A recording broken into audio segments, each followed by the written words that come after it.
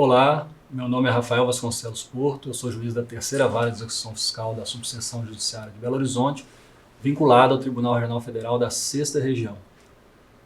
O caso que eu trouxe para conversar com vocês aqui, hoje, é da relatoria do desembargador federal Edilson Vitorelli. É o processo, para quem eventualmente quiser consultar, número 101.7884, 98-2021, 401, 9999. É um processo de direito previdenciário julgado pela primeira turma do tribunal. Em síntese, a sentença de primeira instância julgou procedente a pretensão autoral, concedendo um benefício de pensão por morte ao reconhecer que a falecida instituidora, então era um cônjuge supérstite pedindo a pensão por morte da sua falecida esposa, que é, portanto, a instituidora. Para a gente entender esse termo, instituidor, instituidora da pensão por morte, é aquela pessoa que, sendo segurada da Previdência, vem a falecer ou, no caso de auxílio reclusão, vem a ser presa e deixa, portanto, ou uma pensão por morte ou um auxílio reclusão para os seus dependentes, é o chamado instituidor da pensão por morte do auxílio reclusão.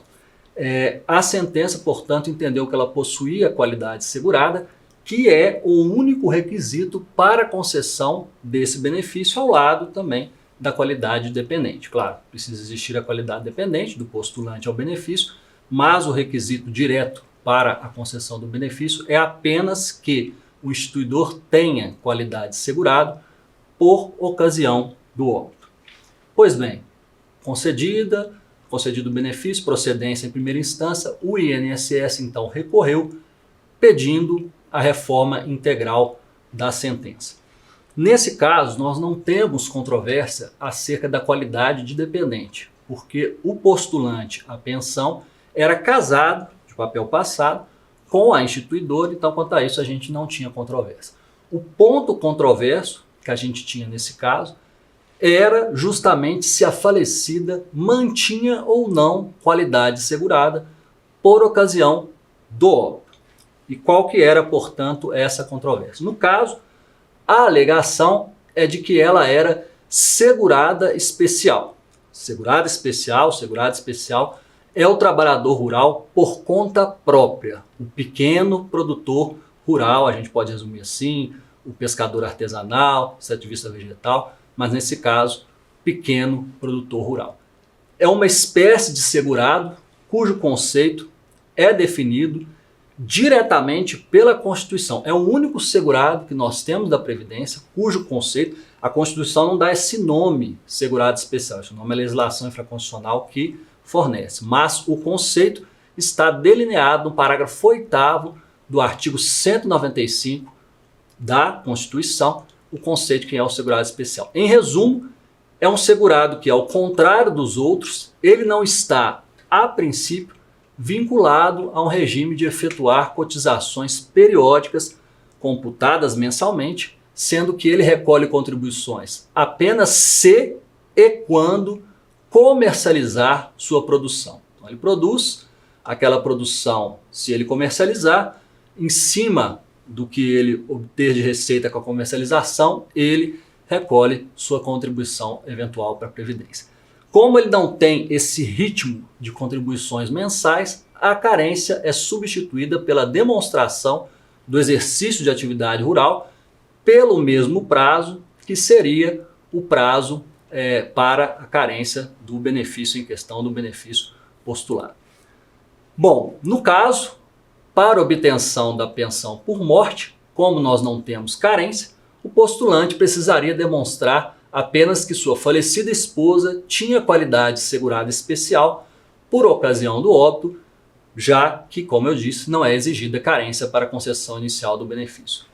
Como nós não temos recolhimentos mensais, a comprovação da qualidade segurada exige a apresentação do denominado início de prova material, nos termos do parágrafo 3º do artigo 55 da Lei 8.213, que é completado pelo artigo 106 do mesmo diploma. Então, para comprovar o exercício de atividade rural, não basta apenas prova testemunhal, é preciso apresentar um início de prova material e, nesse caso, portanto, havia a necessidade disso.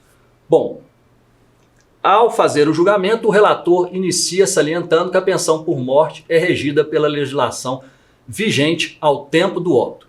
Salienta, ademais, que é exigido início de prova material, não sendo possível a concessão, como eu disse, com base apenas em prova testemunhal, nos termos da súmula 149 do STJ, o entendimento pacificado da jurisprudência. Observa adiante, e aqui está o principal ponto controverso, que a falecida não tinha prova material em nome próprio. Ela não tinha, a instituidora, prova material em nome próprio. Então a pretensão autoral era de utilizar prova em nome do consorte, justamente o postulante da pensão, por coincidência, para aproveitar em nome da falecida. Trata-se do que se costuma denominar de, entre aspas, prova emprestada. Mas eu não gosto muito de usar esse nome, porque esse nome já é utilizado para outro instituto de direito processual, então eu prefiro falar aqui em extensão subjetiva da prova material. E para a gente entender bem o que é isso, o que isso significa, eu preciso tecer aqui algumas considerações sobre esse tema, para a gente também entender melhor o que foi julgado.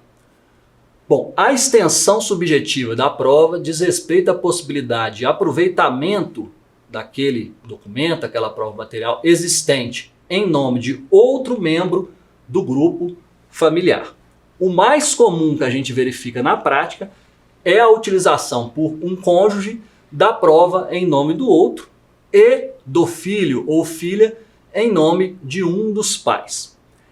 Essa construção, que é uma construção jurisprudencial, porque nós não temos isso previsto expressamente na lei, adveio da constatação de que, por um lado, o trabalho rural da mulher é geralmente escamoteado ou subestimado, razão pela qual é comum, por exemplo, que em certidões de casamento, nascimento, sua profissão seja consignada como do lar, enquanto a do esposo é posta como lavrador, agricultor, ainda que estejam vivenciando o mesmo contexto laborativo. Também comum que documentos que demonstrem o exercício efetivo da atividade rural familiar, contratos, notas fiscais, etc., sejam produzidos em nome do marido. E aí a mulher fica sem documentos em nome próprio. Por outro lado, dificilmente se encontra em nome de um menor de 18 anos de idade qualquer documento contemporâneo a comprovar o exercício de atividade rural. Então ele normalmente só vai ter como apresentar documentos em nome dos seus pais e, no mais das vezes, do seu pai. Então a ideia ou a presunção que se constrói a partir da existência de prova material em nome de um dos membros do grupo familiar é a de que os demais se encontram no mesmo contexto laborativo. É uma construção jurisprudencial, como eu falei para vocês. Isto, porém, segundo a doutrina prevalecente, não é totalmente pacífico, mas é prevalecente, ocorre somente se a atividade é desenvolvida em regime autônomo de economia familiar. Nesse sentido, nós temos, por exemplo, a súmula número 73 do TRF4, in verbis, abre aspas, admitem-se como início de prova material do efetivo exercício da atividade rural em regime de economia familiar, documentos de terceiros membros do grupo parental. Então vejam, em regime de economia familiar. No mesmo sentido, nós temos a súmula número 9 da Turma Regional de Uniformização dos Juizados Especiais Federais da 4ª Região. Ela diz o seguinte, abre aspas, admitem-se como início de prova material documentos em nome de integrantes do grupo envolvido no regime de economia familiar rural. Então é importante a gente deixar claro que não se pode presumir que, a contrário senso, sendo o outro membro do grupo familiar trabalhador por conta alheia, por exemplo, se ele for empregado rural, trabalhando para terceiro em troca de salário, portanto, o consorte ou o filho desenvolva o mesmo serviço sem registro. Então vamos supor que o marido era empregado rural, com carteira assinada. E aí nós vamos presumir a partir disso, a partir do documento que ele tem em nome próprio, que a esposa também era empregada rural. Não é possível. Então, se a produção é da família, é natural a gente trabalhar com a hipótese que todos os membros contribuem na atividade. Mas se a produção é de terceiro e há contrapartida salarial, isto já não tem lugar. É por isso, então, que a melhor jurisprudência vem admitindo a extensão da prova apenas quando se trata de segurado especial. Então, aqui que nós temos a situação. O julgado que nós estamos analisando se alinhou a essa jurisprudência.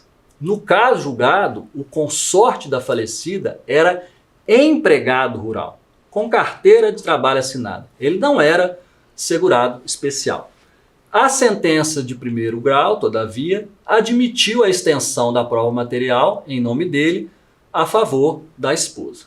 Assim, o acórdão de segundo grau, à unanimidade, deu razão ao recurso do INSS e reformou a sentença, julgando improcedente a pretensão autoral por não admitir a extensão da prova material daquele que é trabalhador rural por conta alheia. E eu chamo a atenção em destaque aí para o item 3 da emenda, que trata justamente dessa questão. É muito importante a gente fazer essa distinção, porque há uma confusão generalizada em torno do trabalhador rural e de suas diversas espécies. Então, muita gente toma ali a parte pelo todo, acreditando que segurado especial e trabalhador rural são termos sinônimos, o que está equivocado. Trabalhador rural é um gênero que comporta 4 espécies, que são o avulso rural, o empregado rural, o esporádico rural, que é um tipo de contribuinte individual, e o segurado especial. É somente o segurado especial quem faz jus ao custeio diferenciado, que está previsto na Constituição, como a gente viu. Só quanto a ele, o início de prova material pode ser do tipo genérico, por exemplo, uma certidão que declare profissão, e também é só entre os membros do mesmo grupo familiar que trabalhe por conta própria, que sejam, portanto, todos segurados especiais, é que se afigura viável o compartilhamento, a extensão subjetiva da prova material. Então, portanto, foi a conclusão do julgado, reformada a sentença de primeiro grau à unanimidade. Agradeço a atenção de todos, espero ter sido claro. A gente sabe que o direito previdenciário é um tema muitas vezes árido, mas esse caso eu acredito que fique aí dentro de situações que a gente vivencia no dia a dia. Agradeço a oportunidade. Até logo.